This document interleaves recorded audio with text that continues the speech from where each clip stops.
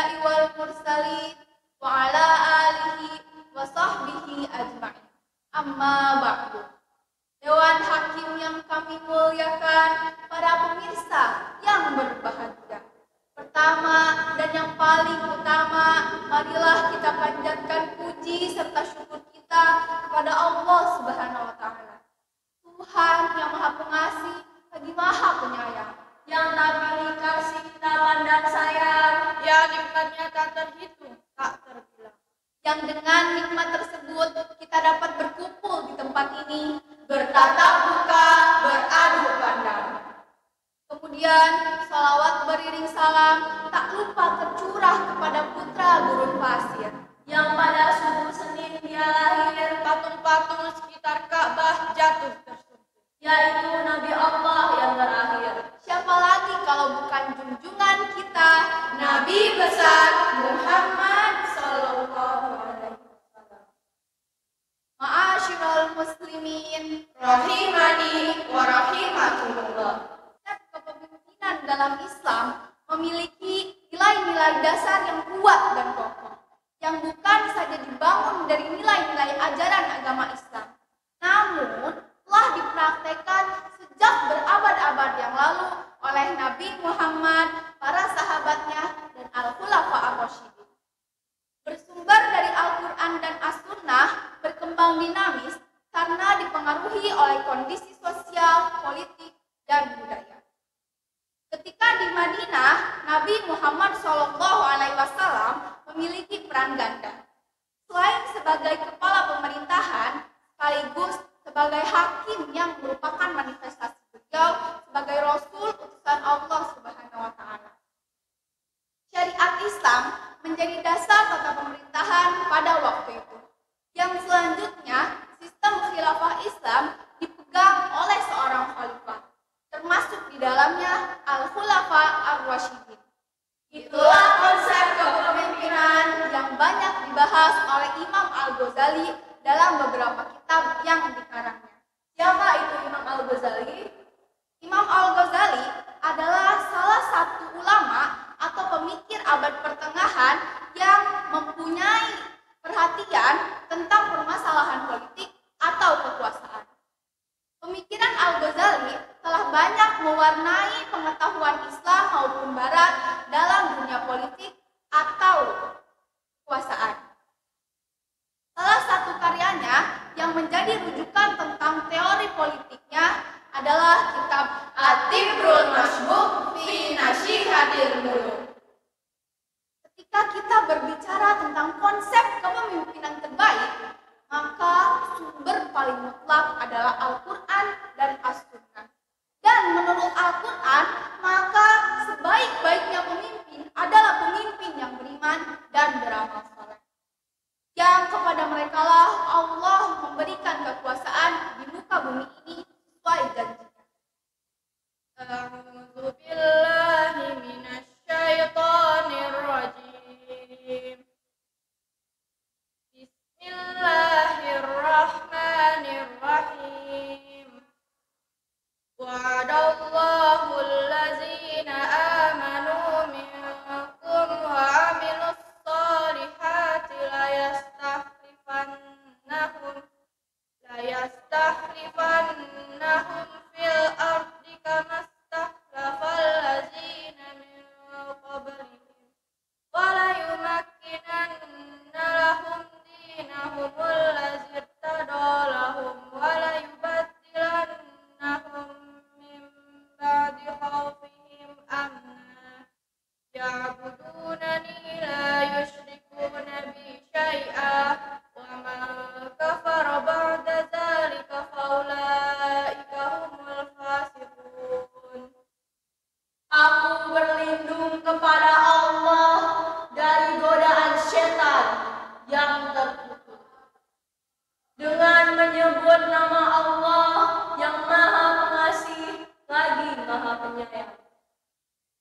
Allah telah menjanjikan kepada orang-orang di antara kamu yang beriman dan yang berbuat kebajikan bahwa Dia sungguh akan menjadikan mereka berkuasa di bumi. Dan sebagaimana Dia telah menjanjikan kepada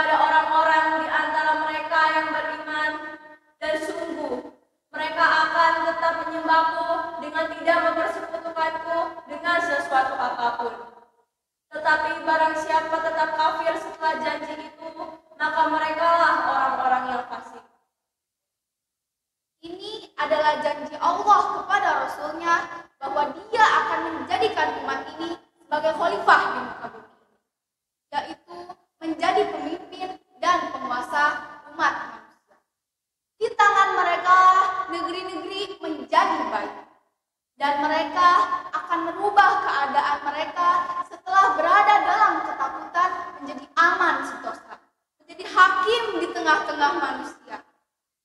4 dari mereka telah bermunculan secara berurutan. Mereka adalah Abu Bakar As-Siddiq, kemudian Utsman, lalu Umar, kemudian Ali radhiyallahu anha. Kemudian terputus pada masa tertentu, kemudian muncul pula sisanya pada masa yang hanya Allah yang tahu. Di antaranya adalah Al-Mahdi, yang nama kunyahnya sama persis dengan kunyah Rasulullah. Dia akan memenuhi dunia ini dengan keadilan yang sebelumnya telah dipenuhi oleh kezaliman dan kesewenang-wenangan. Ma'asyiral muslimin, rahimani wa rahimakumullah. Saat ini kita sedang berada di fase Kezaliman yang merajalela, umat Islam termarginalkan, mayoritas tapi seperti minoritas. banyak namun ibarat buih di lautan. Itu adalah salah satu fase di mana Allah menguji kita untuk segera memperbaiki keimanan dan ketakwaan kita. Karena hanya dengan memperbaiki keimanan dan ketakwaanlah Allah memberikan kekuasaan kepada kita, sesuai janjinya kepada orang-orang yang beriman dan beramal soleh. Dia akan menjadikan mereka berkuasa di muka bumi ini, dan Dia akan menjadikan agama mereka agama yang kuat dan kokoh, serta memberikan kenikmatan dan keamanan kepada mereka. Itulah janji Allah, janji yang pasti terlaksanakan, karena tidak mungkin Allah memungkiri janjinya selama mereka masih berpegang teguh dalam ajarannya. Kita tentu teringat dengan kisah kaum Sabah, kelompok kaum yang tinggal di negeri yang aman dan sejahtera, bahkan dulu dijuluki sebagai surganya dunia. Seperti yang Allah firmankan dalam surat Saba ayat 15.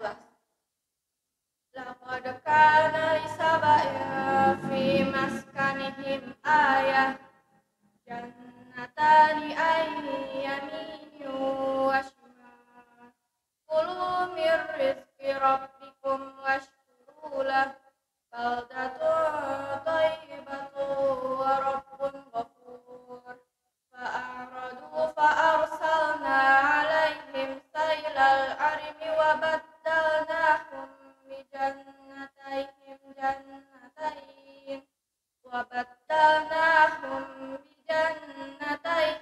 jannatayn zawatai ukulin khamsin wa aslin wa syai'in min sidrin qalil dzalika jazainahum bima kafaru wa hal mujazi illal kafur.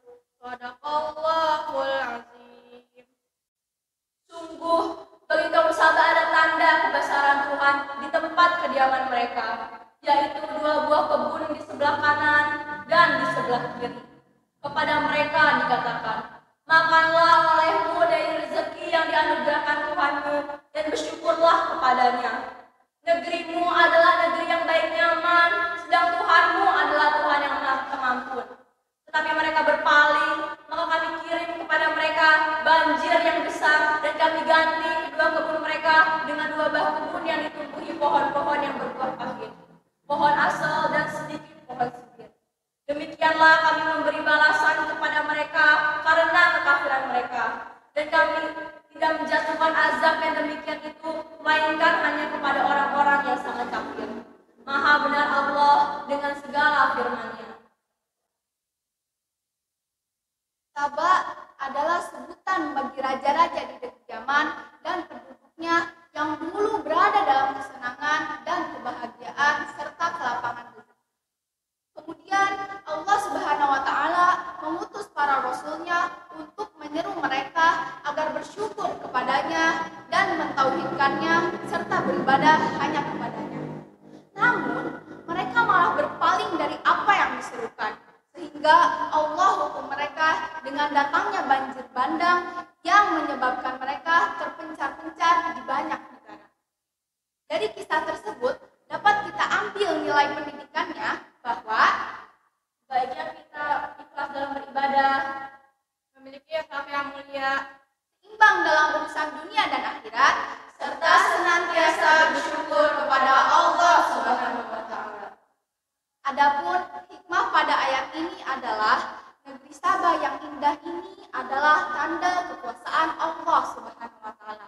Dan Allah Maha menghendaki yang menjadikan baldatun thayyibatun wa rabbun ghafur. Yang menurut Asy-Syaukani dalam tafsirnya, baldatun thayyibatun memiliki makna negeri yang baik. Sedangkan Rabbun Ghafur menurut Imam At-Tabari dalam tafsirnya memiliki makna bahwa Rabb kalian adalah Rabb yang Maha Pengampun jika kalian menaatinya.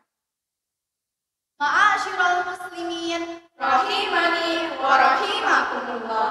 Akhirnya, sebagai generasi milenial, kita harus sadar bahwa kita adalah calon pemimpin di era globalisasi ini. Dan bagaimana caranya menjadi pemimpin yang baik yang diridhoi Allah Subhanahu wa Ta'ala? pertama, beriman dan bertakwa kepada Allah Subhanahu wa Ta'ala. kemudian ikhlas beribadah kepada Allah Subhanahu wa Ta'ala, Bertaubat meraih ampunan Allah Subhanahu wa Ta'ala. bersyukur kepada Allah Subhanahu wa Ta'ala atas semua nikmat, Dan tidak mengingkari nikmat-nikmat Allah Subhanahu wa Ta'ala. Dan tentunya akhlak penduduknya juga harus mulia. Dari telunjuk untuk menunjuk. cincin kawin di jari manis. Saya lihat pemirsa mengantuk. Tenang, waktu penampilan kita sudah habis.